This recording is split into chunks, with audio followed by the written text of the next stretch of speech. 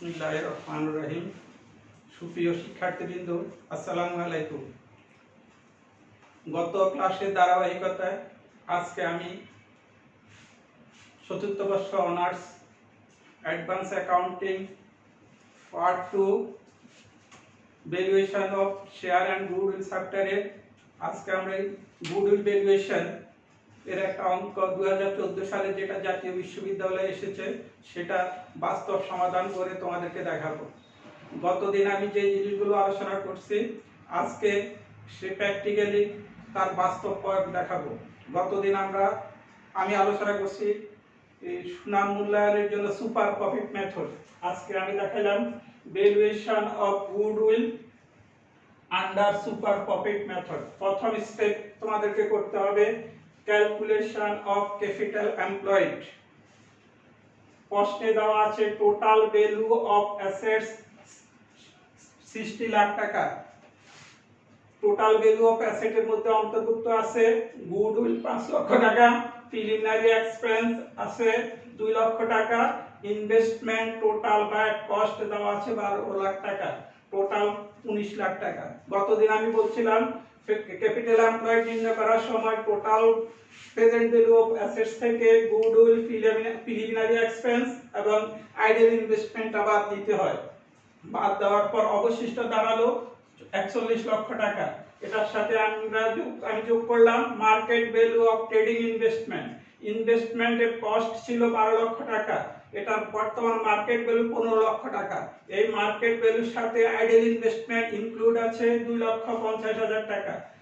তাহলে 15 লক্ষ টাকা থেকে 2,50,000 টাকা বাদ দেওয়ার পর market value of trading investment দাঁড়ালো 12,50,000 টাকা। টোটাল যোগ করার পর দাঁড়ালো total present value of assets 53,50,000 minus current liabilities দেওয়া আছে আমাদের 11 লক্ষ টাকা। তাহলে total present value of assets থেকে কারেন্ট লায়াবিলিটি বাদ দেওয়ার পর ক্যাপিটাল এমপ্লয়েড 42,50,000 টাকা। এটা হলো আমাদের প্রথম স্টেপ।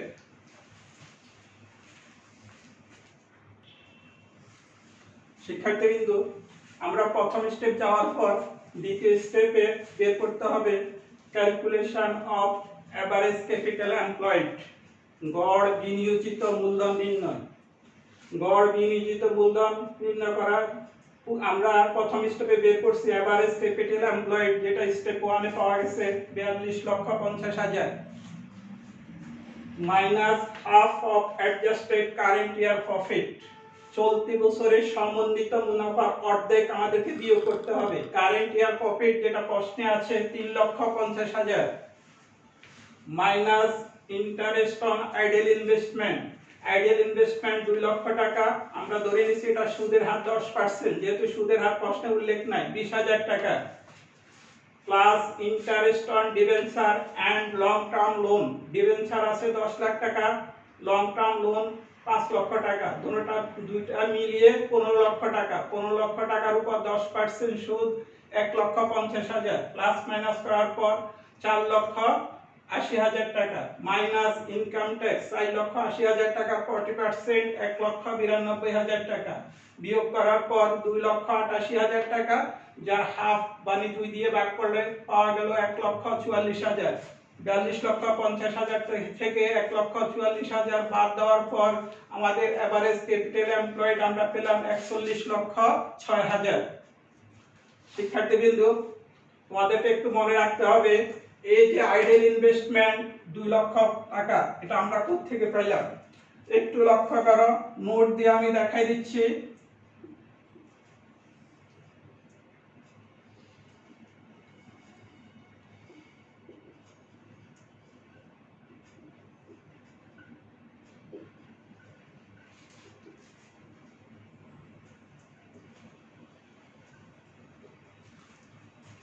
আমাদের আগের অধ্যায়ে আগের স্টেপে আমি বলছি টোটাল ইনভেস্টমেন্ট এট কস্ট 12 লক্ষ টাকা, ইনভেস্টমেন্টের মার্কেট ভ্যালু 15 লক্ষ টাকা।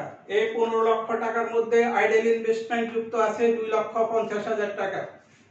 এটা হলো মার্কেট ভ্যালু, কিন্তু আমাদেরকে ইনভেস্টমেন্টের কস্ট বের করতে হবে। টোটাল মার্কেট ভ্যালু 15 লক্ষ টাকা হলে টোটাল কস্ট 12 লক্ষ টাকা আইডেল ইনভেস্টমেন্টের মার্কেট ভ্যালু যদি 2,50,000 হয় তাহলে এটার কস্ট উপনীত হলো 2 লক্ষ টাকা। এই 2 লক্ষ টাকার আমরা সুদ ধরলাম 10%। অনুরূপভাবে ডিবেঞ্চার এবং লং টার্ম লোন এগুলোরও সুদের হার দেওয়া নাই, আমরা অ্যাজাম্পশন করে নিচ্ছি যে এটা সুদের হার 10%।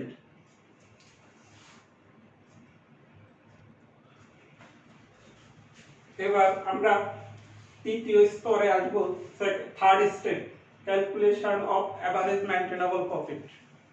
শিক্ষার্থীবৃন্দ, গত ক্লাসে আমি বলছিলাম যদি তোমরা প্রথম স্টেপ এবং দ্বিতীয় স্টেপ জানো তাহলে তৃতীয় স্টেপ, চতুর্থ স্টেপ বা পরবর্তী স্টেপগুলো করা তোমাদের জন্য সহজ হবে। লক্ষ্য করো, এভারেজ প্রফিট অফ 3 ইয়ার্স, আমাদেরকে প্রশ্নে 2011, 2012, 2013 3 বছরের মুনাফা দেওয়া আছে। 3 বছরের মুনাফাকে আমরা যোগ করে 3 দিয়ে ভাগ করলাম। Average profit 3 years 2,41,667। গত ক্লাসে আমি বলছিলাম 2 নাম্বার স্টেপে এভারেজ ক্যাপিটাল এমপ্লয়েড বের করার সময় আমরা যে অ্যাডজাস্টমেন্টগুলো করেছিলাম, 3 নাম্বার স্টেপ করার সময় আমাদেরকে একই অ্যাডজাস্টমেন্টগুলোকে এখানে সমন্বয় করতে হবে। আগে যেগুলো যোগ করছি এখানে সেগুলো যোগ করতে হবে, আগের স্টেপে আমরা যেগুলো বিয়োগ করছি অনুরূপভাবে এখানে সেগুলোকে আমাদেরকে যোগ করতে হবে। যেমন আগের স্টেপে ইন্টারেস্ট অন আইডেল ইনভেস্টমেন্ট 20,000 টাকা মাইনাস আর interest on debenture and long term loan 1,50,000 টাকা প্লাস যোগ বিয়োগ করার পর আমরা পেলাম 3,71,667। তার নাম দিলাম অ্যাডজাস্টেড প্রফিট বিফোর ট্যাক্স। এখান থেকে আমরা ইনকাম ট্যাক্স বাদ দিব 3,71,667 টাকার উপর 40% 1,48,667 মাইনাস করার পর আমরা পেলাম 2,23,000। এটার নাম হলো এভারেজ মেইনটেনেবল প্রফিট বা average maintainable profit after tax. প্রিয় শিক্ষার্থীবৃন্দ, আমরা চতুর্থ স্টেপে বের করব ক্যালকুলেশন অফ নরমাল প্রফিট। এটা সহজ স্টেপ। নরমাল প্রফিট সমান সমান average capital employed into NRR. NRR normal rate of return. 2 number স্টেপে আমরা এভারেজ ক্যাপিটাল এমপ্লয়েড পেলাম 41,06,000। Normal rate of return NRR প্রশ্নে দেওয়া আছে 15%। Normal profit 6,15,900। পঞ্চম step calculation of super profit. Super profit সমান সমান average maintainable profit minus normal profit. 3 number স্টেপে আমরা এভারেজ মেইনটেনেবল প্রফিট পেলাম 2,23,000। 4 নাম্বার স্টেপে নরমাল প্রফিট 6,15,900 বিয়োগ করার পর আমাদের নেগেটিভ ফিগার আসছে 3,92,900, অর্থাৎ এখানে সুপার প্রফিট নাই, নেগেটিভ ফিগার। আমরা লিখলাম so there is no super profit and there is no goodwill.